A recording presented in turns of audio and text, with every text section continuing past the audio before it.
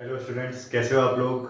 उम्मीद करता हूँ जिनका पेपर हुआ होगा अच्छा हो गया होगा, है ना। और मैं जो आपको रिव्यूज़ दे रहा हूँ उसका फ़ायदा आपको बहुत मिल रहा होगा। मैंने आपको बताया 7-8 मैंने 9-10 रिव्यू जो कर दिए पेपरों के। आप देखिए पैटर्न सेम आ रहा है, क्वेश्चंस का पैटर्न सेम आ रहा है, कई बार तो क्वेश्चन भी सेम आ जाता है। तो बेटा बहुत हेल्प मिल रही होगी आपको इन क्वेश्चन से। आओ स्टार्ट करते हैं एक नए रिव्यू के साथ जो थर्ड शिफ्ट का आपका हुआ है। बहुत ही मतलब ऐसे जरा मिले जुले, मतलब सुबह वाला तो कुछ ज़्यादा ही आसान आ गया था। आसान ये भी था लेकिन थोड़ा सा सुबह वाले से बेटर था, बट सवाल इसमें भी आसान थे बेटा। पहला सवाल था बेटा, अब आप देखना, पहला सवाल था आपसे पूछा था f x equals to x square, है ना। और एक्स जो है वो एफ फंक्शन है, वो आर टू आर डिफाइन है, R to R define function, R to R define है सर, है ना। और ये पूछे किस प्रकार का फंक्शन है भाई, 1 1 ऑन टू है या मेनी वन ऑन टू है या 1 1 इनटू है या मेनी वन इनटू है। किस तरीके से आप समझ गए किस तरीके से आता है। अरे गुरुजी इससे आसान सवाल नहीं हो सकता। F x equal to x square है ना, इसके बारे में पूछा है। आर टू आर मतलब इसकी डोमेन भी आर है और कोडोमेन भी इसकी आर है सर, बिल्कुल आर है। आर मतलब रियल नंबर जानते हैं सर। ये सवाल तो नोट्स में मिलेगा, बिल्कुल मिलेगा सर। या तो ग्राफ, मैंने इस क्वेश्चन को करने के, फंक्शन को करने के 2-3 तरीके बताए थे। या तो डेरिवेटिव से कर लो, या आप किसकी हेल्प से कर लो, ग्राफ से कर लो, या आप वैल्यू डाल दो, मतलब जिसे कहते हैं हिट एंड ट्राई लगा दो, है ना। तो कर लो y equals to x square, f x equal to x square मतलब y equals to x square का ग्राफ इस तरीके से होगा, होगा सर, होगा। फिर मैंने बताया था एक x एक्सिस के पैरेलल लाइन खींच दो, x एक्सिस के पैरेलल लाइन खींच दो। अगर x एक्सिस की लाइन पैरेलल खींची, इसको अगर वो ग्राफ को वो लाइन 2 पॉइंट या उससे ज्यादा पॉइंट पर काटती है, या फिर 1 पॉइंट से ज्यादा पे काटती है, एक से ज्यादा पॉइंट पे काटती है, तो वो फंक्शन पक्का पक्का कैसे होगा, मेनी वन होगा ही होगा। पहली बात तो सर ये क्लियर हो जानी चाहिए। हाँ सर हो जानी चाहिए। क्यों? अरे भाई मान लो यहाँ पर -2 है तो -2 पर भी 4 आ रहा है और 2 पर भी 4 आ रहा है, मतलब दो डिफरेंट वैल्यू पर आंसर सेम आ रहा है, तो ये मेनी वन की तो विशेषता होती है। और हमें तो इतना देखना ही होता, हमें तो क्या करना होता है, पहले लाइन खींच देनी होती है। एक्स एक्सिस के पहले खींची, ग्राफ को 2 पॉइंट्स पे कट किया, एक से ज्यादा पॉइंट पे कट किया, तो मेनी वन हो गया, बात खत्म हो गई। और वैसे भी डाल के देख लो, -3 डालोगे तो भी 3 का स्क्वायर 9 आएगा, और 3 डालोगे तो 3 का स्क्वायर 9 आएगा। और एक्स स्क्वायर तो सबको पता है मेनी वन है, फिर भी मैं बता दे रहा हूँ। अब बात करते हैं किसकी, 1 इनटू या ऑन टू। अब मैंने एक बात बताओ, x को पॉजिटिव डालूं या x को नेगेटिव डालूं, बोला सब कुछ डालना है, सब कुछ डालना है, x को सब कुछ डालना है, डोमेन में सब कुछ है और रेंज में भी सब कुछ आना चाहिए। डोमेन में सब कुछ डाला, आंसर माइनस डाला तो भी प्लस y का आ रहा है, माइनस प्लस डाला तो भी प्लस आ रहा है। तो मेरा कहने का मतलब है ये सिर्फ y का कौन सा वाला रीजन कवर कर रहा है, ये वाला ग्राफ y का कौन सा रीजन कवर कर रहा है, सिर्फ पॉजिटिव y एक्सिस को कवर कर रहा है सर, ग्राफ से पता लग रहा है। मतलब इसकी रेंज में तो जो आंसर आएंगे ना वो सिर्फ पॉजिटिव y एक्सिस के आएंगे, नेगेटिव वाले y एक्सिस के तो आंसर आएंगे नहीं। और इसने तो कोडोमेन क्या बताई है, कोडोमेन बताई है सर रियल नंबर, पूरी पूरी रियल नंबर, है ना। और 1 1 और ऑन टू कोई फंक्शन कब होता है, ऑन टू कोई फंक्शन कब होता है, जब आपकी रेंज बेटा आपके किसके इक्वल हो जाए, कोडोमेन के इक्वल हो जाए। हो जाए कि नहीं हो जाए। कोडोमेन कहती है मैं आर हूं, कोडोमेन कहती है कि मैं आर हूं, लेकिन रेंज आप साफ देख रहे हो कि ये पूरा आपका जो रेंज है वो सिर्फ पॉजिटिव y एक्सिस कवर कर रहा है, तो इसका मतलब सिर्फ पॉजिटिव y एक्सिस कवर कर रहा है, तो इसका मतलब सिर्फ पॉजिटिव रियल नंबर्स को ले रहा है, तो इसका मतलब रेंज और कोडोमेन बराबर नहीं है। और रेंज और कोडोमेन बराबर नहीं, इसका मतलब ये फंक्शन ऑन टू नहीं है। क्या है ये फंक्शन, इनटू है, तो आंसर मेनी वन इनटू हो जाएगा। लेकिन सर ये तो आपने समझा दिया, बाकी हमें पता था एक्स स्क्वायर जैसे ही आया, तो सर ये पहली बात तो वन मेनी वन तो हो ही गया क्योंकि प्लस और माइनस पे सेम वैल्यू देगा। और दूसरा सर ये सिर्फ और सिर्फ पॉजिटिव वाई एक्सिस को कवर करेगा, आर लिखा हुआ है, नेगेटिव वाले को कवर नहीं करेगा, इसलिए रेंज और कोडोमेन बराबर नहीं होगी। और रेंज और कोडोमेन बराबर नहीं होगी, इसका मतलब सर ये फंक्शन ऑन टू नहीं होगा, इनटू होगा, इनटू होगा। आसान क्वेश्चन था, बिल्कुल आसान था, समझाया मैंने, बाकी देखने का तरीका आप इजीली देख सकते थे ना। सिर्फ पॉजिटिव वाई एक्सिस को कवर कर रहा है, नेगेटिव वाले को कवर नहीं कर रहा है। बहुत बढ़िया, बहुत बढ़िया। हाँ यार, चलो अगले क्वेश्चन पे आते हैं। तो आसान है, मेनी वन इनटू। और ये तो क्वेश्चन लिखवाया था, बच्चों को याद था, बच्चों ने ये बताया मुझे कि सर ये क्वेश्चन का आंसर तो सीधा x x की पावर 2, ये तो हर कोई ने किया होगा यार, मैं क्या बता रहा हूँ, हर किसी ने बच्चे ने किया होगा। एक सवाल था, अब देखो सवाल का लेवल देखो, an equals to 2n plus 7, है ना। और आपको a7 की वैल्यू देखिए, n आपको n टर्म, सॉरी मैं उल्टा बोल दिया, हाँ n टर्म, बिल्कुल सही बोला मैंने, n टर्म दे रखी है आपको 2n प्लस 7 एक एपी की, आपको 7th टर्म बतानी है, 7th टर्म बतानी है। n टर्म दे रखी है, 7 टर्म बताने को क्या करना है, n की जगह सीधा सीधा 7 डाल दो सर, और प्लस 7 कर दो, 7 दूनी 14, 14 और 7 कितना हो गया, 21 हो गया, बात खत्म हो गई। बताओ क्या इस पेन में पेन की जरूरत है, नहीं है, क्वेश्चन में पेन की जरूरत नहीं है। ऐसे बहुत सारे क्वेश्चन आएंगे बेटा जिनमें पेन की जरूरत नहीं पड़ेगी। अगला एक क्वेश्चन देखिए, एक क्वेश्चन देखिए, ये तो मैं कह रहा हूँ ना बच्चे ने कर दिया होगा। एक क्वेश्चन आया था साइन थीटा, मतलब हर पेपर में आसान क्वेश्चन होते हैं। प्लस कोस थीटा की वैल्यू 2 है, आपसे पूछा था साइन की पावर 100 थीटा प्लस कोसेक की पावर 100 थीटा की वैल्यू क्या होगी। अरे रे गुरुजी, सब कुछ बताया हुआ, साइन कोसेक आ जाए, टेन कोट आ जाए या कोस और सेक आ जाए, जस्ट एक दूसरे के अपोजिट है। क्या ये x प्लस 1/x वाला फॉर्मेट है सर? हाँ सर बिल्कुल है। और जब x प्लस 1/x की वैल्यू 2 होती है, इसका मतलब एक नंबर और उसके रेसिप्रोकल का सम 2 है, इसका मतलब डेफिनेटली x भी 1 है और ये भी 1 है। 1x इक्वल टू 1 पे ये इक्वेशन क्या होगी? सेटिस्फाई होगी। यही तो लिखा है। साइन थीटा कोसेक का उल्टा क्या होता है? 1 अपॉन साइन होता है। या एंगल लेकर भी सोच सकते हो भाई, एंगल लेकर भी सर 90 सोच लेते, साइन 90 भी 1 और कोसेक 90 भी 1, 1 प्लस 1 2 हो गया बिल्कुल। और सीधा भी सोच सकते हो कि इसका मतलब तो सर गुरुजी सीधी सी बात है, तो एंगल पे सोच लो या x की वैल्यू पे सोच लो। तो सर यहाँ पे एंगल पे सोचे तो साइन 90 साइन 91 तो 1 की पावर 100 और ये 1 की पावर 100 और ये भी आंसर कितना होगा? 2 होगा। सर 100 कर लो, 1000 कर लो, 10,000 कर लो, लाख कर लो, आंसर 2 ही रहने वाला है, इसके अलावा कुछ नहीं आएगा। अगर 2 है तो 2 ही रहने वाला है, बात खत्म है। और सर करवाया हुआ है, सीधा कर सकते थे, बिल्कुल कर सकते थे बेटा। अगले सवाल पे चलते हैं। आसान था भाई, आसान था, ठीक है। अगले क्वेश्चन पे आ जाते हैं। तो अगला क्वेश्चन क्या था? एक क्वेश्चन था, आप देख लो तुम लोग, ये क्वेश्चन आया था आयोटा की पावर 59, इसका भी अब देखो क्या बोलूं मैं इसके लिए। आयोटा की पावर 59, अरे गुरुजी आयोटा की पावर 56 तक तो सर 1 हो जाएगा, क्योंकि ये 4 × 14 है, 14 चौके 56 और आयोटा की पावर 3 बच जाएगा। इसको तो करवाने की जरूरत पड़नी नहीं चाहिए मुझे। आयोटा की पावर 4 जब भी होता है सर इसका आंसर 1 होता है, तो आयोटा की पावर 3 बचा, आयोटा की पावर 3 का आंसर सर माइनस आयोटा आएगा। बताओ क्वेश्चन खत्म हुआ कि नहीं हुआ? बिल्कुल हो गया सर। इसमें भी पेन की जरूरत नहीं थी। ये 2 3 देख लो, ये तीनों सवालों में बिल्कुल भी पेन की जरूरत नहीं थी। आप गिन लेना, मैं कह रहा हूं हर पेपर में 15 सवाल ऐसे आ रहे हैं जिनमें पेन की जरूरत नहीं पड़ती है भाई। बहुत बढ़िया, बहुत बढ़िया, बहुत बढ़िया। फिर अगला क्वेश्चन पे आते हैं। अगला क्वेश्चन क्या था? एक क्वेश्चन ये आया था भाई, देखिए अब देख लीजिए, मिटा देता हूं इसको। चलते हैं अगले क्वेश्चन पे। आसान था, है ना?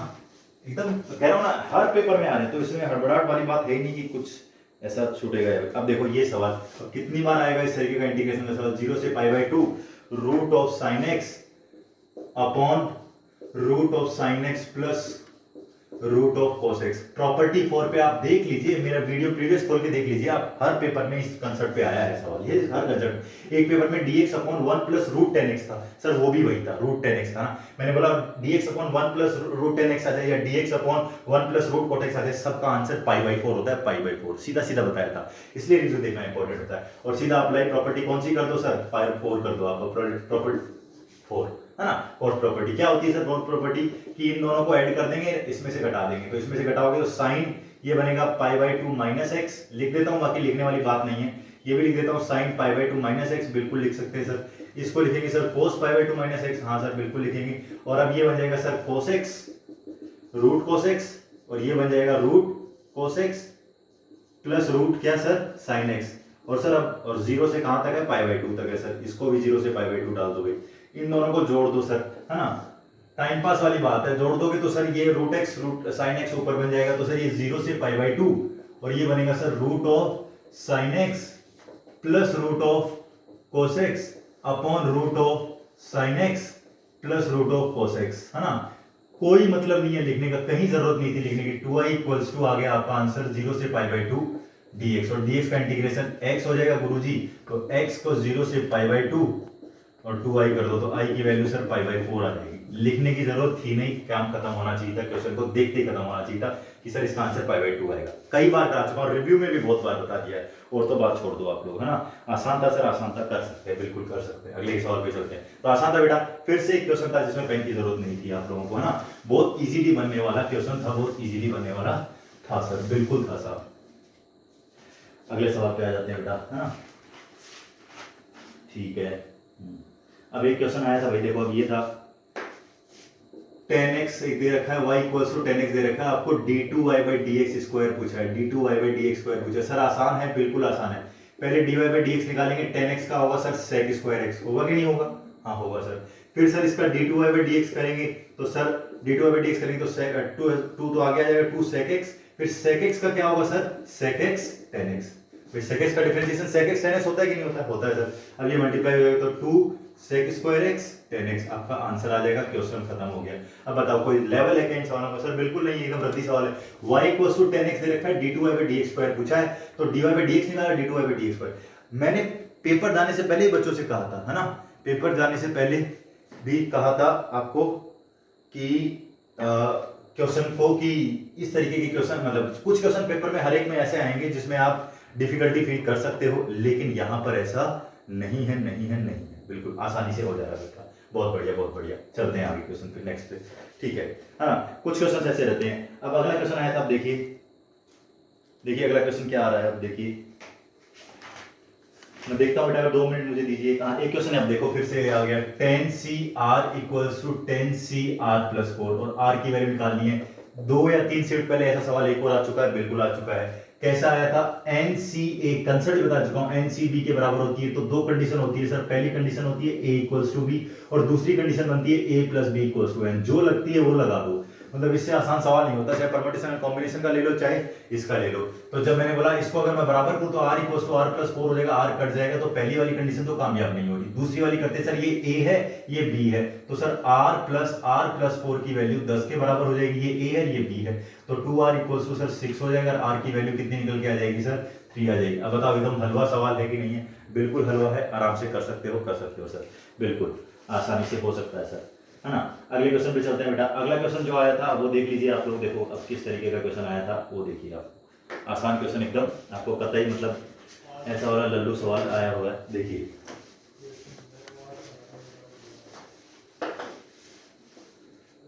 सवाल है बेटा, root of 1 minus 10 square x upon 1 plus 10 square x, है ना, और dx। और तो कुछ नहीं है, बिल्कुल नहीं है, बिल्कुल नहीं है, यही है सर, है ना। अरे यार इसका तो इसकी तो वैल्यू पता होती है, साइन को उसमें चेंज करोगे तो भी कर सकते हो, बिना इसके भी पता होता। सर ये cos 2x की वैल्यू लिखी है, किसकी लिखी हुई है, cos 2x की, और चेंज करो तो कर लो 1 minus sine square x, time pass करना लेकिन जरूरत नहीं है, cos स्क्वायर एक्स, है ना।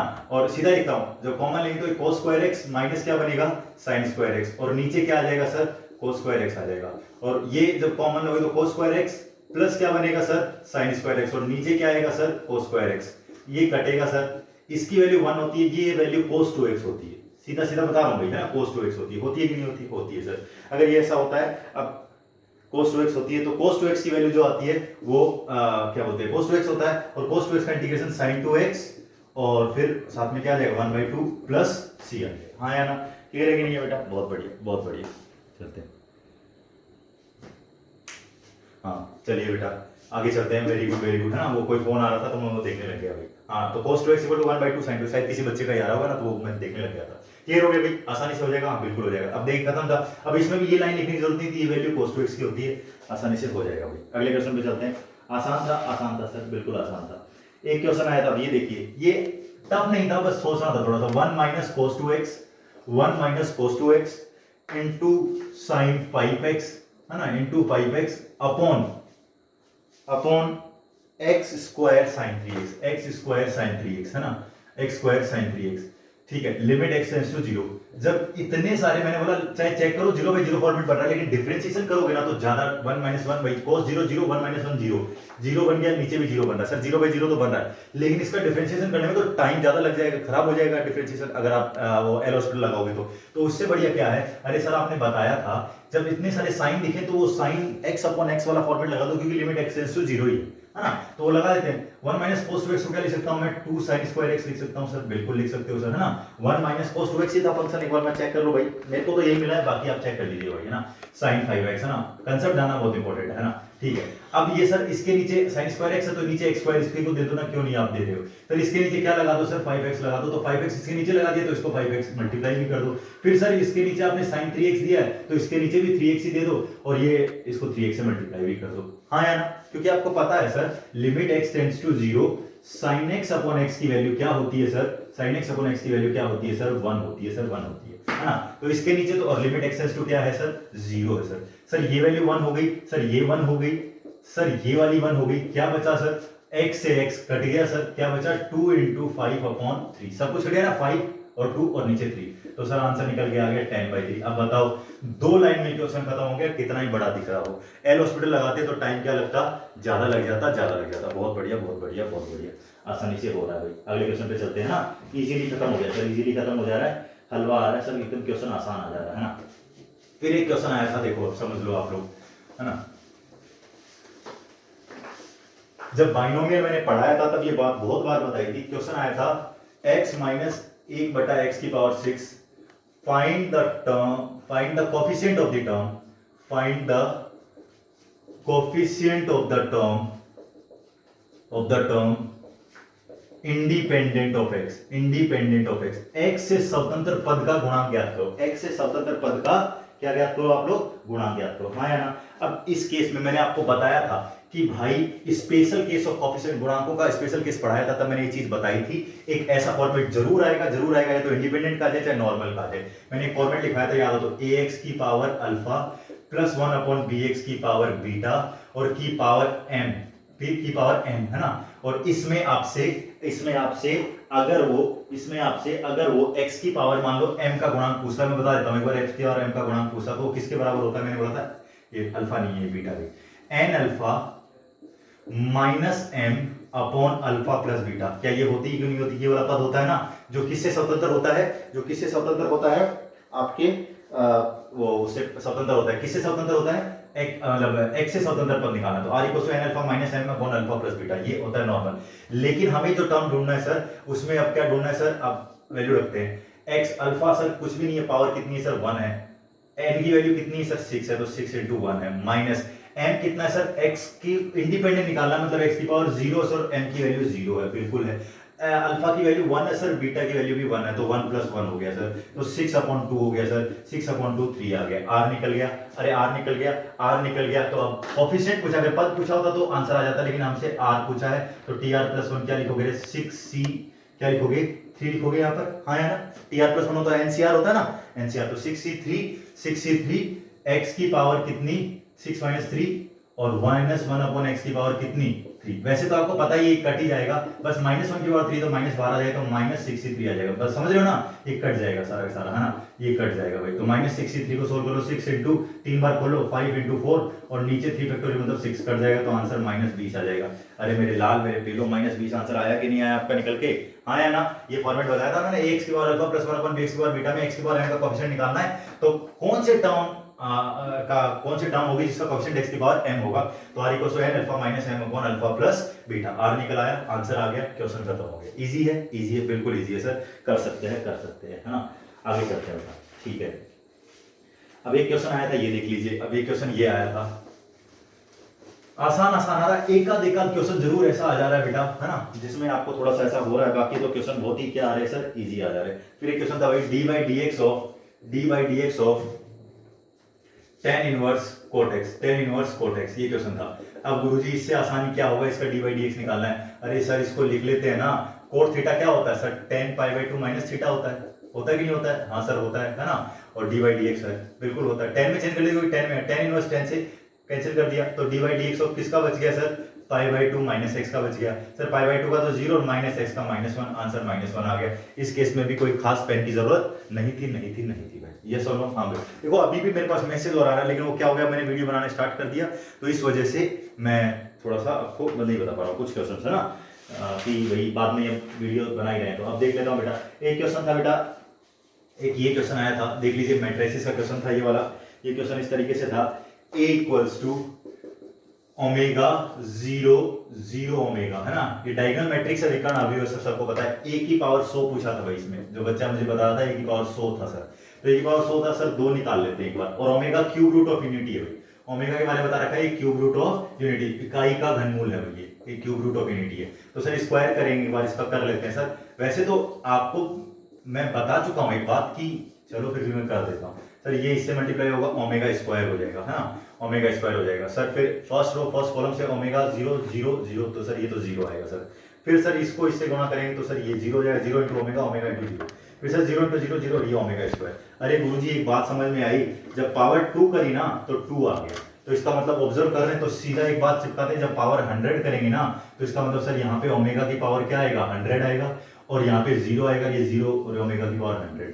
और जैसा कि हम जानते हैं, सुनो होगा कि नहीं, 2 2 है तो यहाँ पर ये हो जाएगा भाई, है ना, 2 है तो 2 आया तो 2, 100 आया तो 100। अब हमें एक बात पता है सर, ओमेगा की पावर 3 की वैल्यू 1 होती है, ये बात बताने की जरूरत नहीं, हमें पता है सर, बिल्कुल पता है। तो 3 का मल्टीपल बनाओ, 100 को ओमेगा की पावर क्या मैं लिख सकता हूँ, 100 को मैं लिख सकता हूँ ऐसे ऐसे करके लिख सकता हूँ मैं, ओमेगा की पावर 100 को मैं ऐसे लिख सकता हूँ, ओमेगा की पावर 3 इंटू 33 और इंटू ओमेगा की पावर 1। अरे हाँ या ना, बिल्कुल लिख सकते हो सर। और ओमेगा की पावर 3 की वैल्यू 1, 1 की पावर 33 1 हो गया, और ओमेगा बच गया सर, ये ओमेगा बचेगा सर, ये 0 बचेगा, ये 0 बचेगा सर, ये 1 बचेगा, सॉरी ओमेगा बच जाएगा ये भी, हाँ या, क्योंकि वही कंसेप्ट है। और सर ये तो क्या है, ये तो किसकी वैल्यू है सर, a की वैल्यू, तो इसका मतलब a की पावर 100 भी किसके बराबर है, ए के, जरूर उसमें कहीं ना कहीं ए ऑप्शन में होगा होगा होगा होगा, हाँ या ना, बिल्कुल होगा, बिल्कुल। तो ए की पावर 100 की वैल्यू कितनी निकल के आ गई, ए निकल के आ गई, क्वेश्चन खत्म हो गया। तो क्या ये बात समझ में आ गई भी?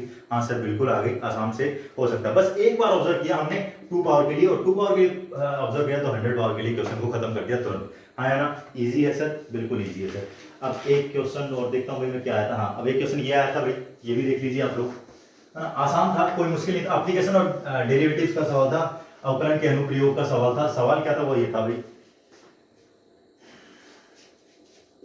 find the equation of normal, find the equation of normal to the curve 2y equals to 3 minus x square at -1, 1 at -1, sir -1, हाँ भाई पॉइंट्स मेरे को तो यही लग रहे हैं, ये पॉइंट्स बोले थे। अब कुछ पॉइंट में चेंज हो तो देख लेना, बाकी कंसेप्ट तो सेम रहने वाला, पॉइंट से कोई चेंज नहीं होगा। सर नॉर्मल की इक्वेशन बतानी है जो इस कर्व पर नॉर्मल है और -1, 1, सीधी सी बात है सर। इक्वेशन किसी भी लाइन के लिखते हैं तो दो चीज चाहिए होती है, एक तो पॉइंट चाहिए होता है और एक स्लोप चाहिए होता है। सर पॉइंट हमारे पास है, स्लोप आप बता दो, काम बन जाएगा। स्लोप कैसे आएगा सर, dy/dx आएगा, तो 2 into y का dy/dx हो जाएगा, 3 का 0 और माइनस का 2x हो जाएगा, 2 कट गया, dy/dx की वैल्यू -x, x की वैल्यू सर माइनस उठा लेंगे वहां से तो सर 1 आ जाएगा, है ना, x की वैल्यू -1 उठा लेंगे तो सर dy/dx की वैल्यू 1 आ जाएगी, बिल्कुल आ जाएगी dy/dx की वैल्यू।